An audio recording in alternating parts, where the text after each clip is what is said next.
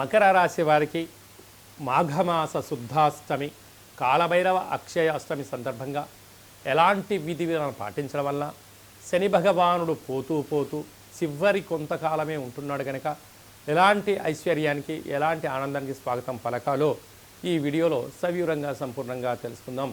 మకర రాశిలో ఏ నక్షత్రాలు వస్తాయనగా ఉత్తరాషాఢ నక్షత్రంలోని 2, 3, 4 పాదాలు, శ్రవణ నక్షత్రంలోని 4 పాదాలు, ధనిష్ఠా నక్షత్రంలోని 1, 2 పాదములు కలిపితే మకర రాశి.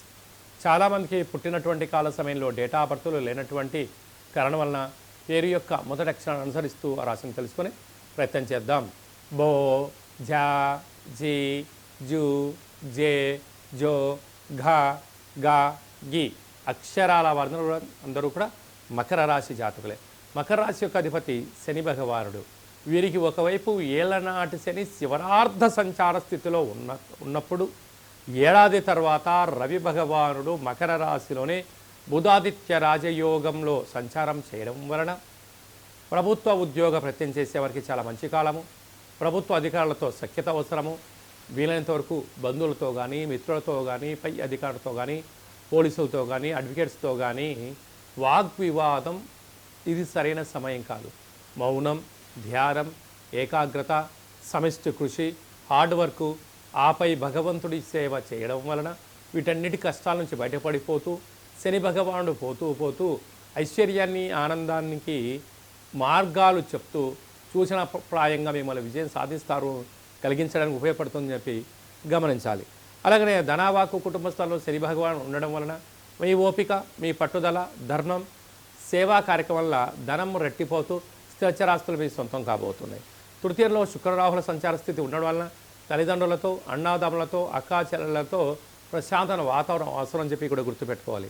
పంచమ స్థానంలో దేవగురు బృహస్పతి సంచారించడం వల్ల వివాహం అవ్వని వారికి వివాహం అవడం, సంతాన యోగం, విదేశాలకు వెళ్ళాలి, పెట్టుబడులు, ఆకర్షణ, ఫ్యాక్టరీలు, కర్మాగారాలు ప్రారంభించాలని మీ కోరిక నెరవేరబోతుంది. 6వ స్థానంలో కుజుడు సంచారించడం వలన విపరీతమైన ఐశ్వర్యానికి, ఆనందానికి అవధులు లేవు మకర రాశి వారికి అని చెప్పి కూడా గుర్తుపెట్టుకోవాలి. భాగ్యస్థానంలో కేతు సంచార స్థితి ఉండడం వలన భవిష్యత్తులో ఏం జరగబోతుందో మీరు ముందే అంచనా వేయడంలో మకర రాశి వారు ముందు వరుసలో ఉంటారు. కనుక ఇలాంటి కాల సమయంలో ఇన్ని వేల వీడియోలలో ఈ వీడియో మీరు చూస్తున్నారు మకర రాశి జాతకులు అన్నట్లయితే కాళ భైరవ స్వామికి ఆశీస్సులు మీ పైన ఉన్నాయి అని చెప్పి మీరు గమనించాలి. కనుక ఈ అష్టమి తిథి ఎందున ఇంట్లో నారికేల దీపాన్ని, కూష్మాండ దీపాన్ని ఏర్పాటు చేయడం, కాళభైరవ స్వామికి సౌభాగ్య ముడుపును కట్టడం, స్మరణ అష్టకాన్ని ఎప్పుడైతే వింటారో ఆయన మన ఇంటికి వచ్చి మనల్ని సంరక్షిస్తూ మనకు ఉండబడిన చేస్తున్న వృత్తి, ఉద్యోగ, వ్యాపార కార్యంలో ఆటంకాలని తొలగించి మనల్ని శ్రీరామ రక్షగా కాపాడుతాడు అని చెప్పి గమనించాలి. కనుక డాక్టర్లకు, హార్డ్వేర్ ఉద్యోగస్తులకు, నీటితో కూడుకున్న హోటల్ వ్యాపారస్తులకు, వ్యవసాయ సోదరీమణులు, స్వీట్ హౌసులు, గృహ భవన నిర్మాణ కార్యక్రమాలు చేసే వారందరికీ కూడా భగవంతుడి యొక్క సేవ, ఆశీస్సులు అవసరమని చెప్పి గుర్తుపెట్టుకోగలగాలి.